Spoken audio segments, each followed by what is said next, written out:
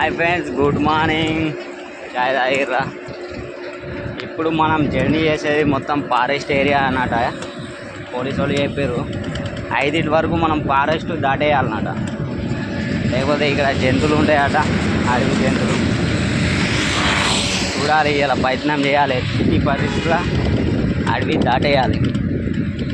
చూద్దాం, మీకు మొత్తం చూపెడతా ఎట్లుంది అనేది. చూడండి ఎట్లుందో అది. ఆ లారీలే మొత్తుకుంటున్నాయి ఎక్కడానికి. నా సైకిల్ ఎక్కుతుందా భయ్య?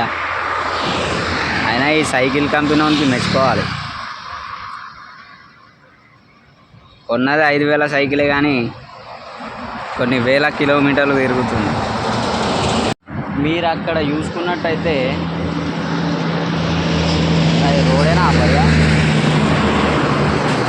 గుట్ట తెచ్చి అక్కడ పెట్టిర్రా, మామూలు లేదు అది. అది ఎక్కాలంటే స్టెమినా కోసం వాటర్ తాగాలి.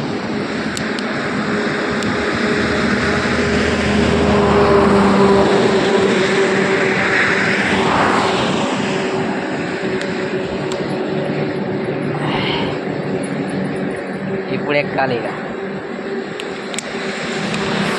అది చూపెడతా ఎట్లుందో చెప్పండి. నాకైతే ఏదో గుట్టని తెచ్చి అక్కడ పెట్టినట్టుంది.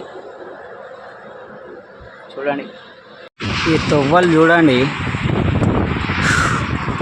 ఒక బండి ఎక్కుడే కష్టం, అలాంటి సైకిల్ ఎక్కిపిస్తున్నా. నా బాధ మీకు అర్థమవుతుందో తెలియదు కానీ నాకు మాత్రం చుక్కలు చుక్కలు కనబడుతున్నాయి.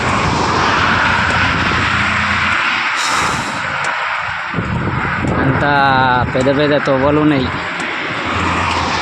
ఏదైతే మన టార్గెట్ కన్యాకుమారి.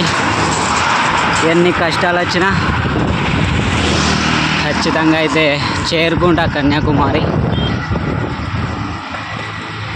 చూడండి, మొత్తంగా అయితే మన టైర్ అయితే అరిగిపోయింది మొత్తం 20 రోజులకే. మొత్తం అరిగిపోయింది, గురుపే లేదు. ఏదైనా ముళ్ళు బిల్లు దిగితే పంక్చర్ అయిపోతుంది.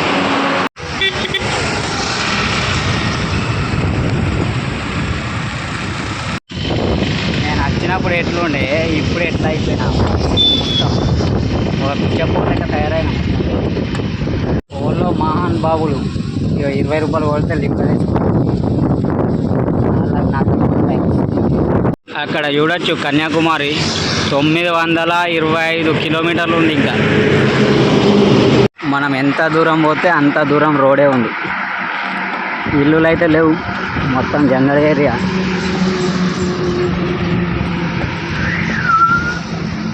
ఇలా నైట్ ఎక్కడ వండుకోవడవుతుందో ఏమో అసలు అర్థమైతే లేదు. చూడాలి, మొత్తం జంగల్ ఏరియా.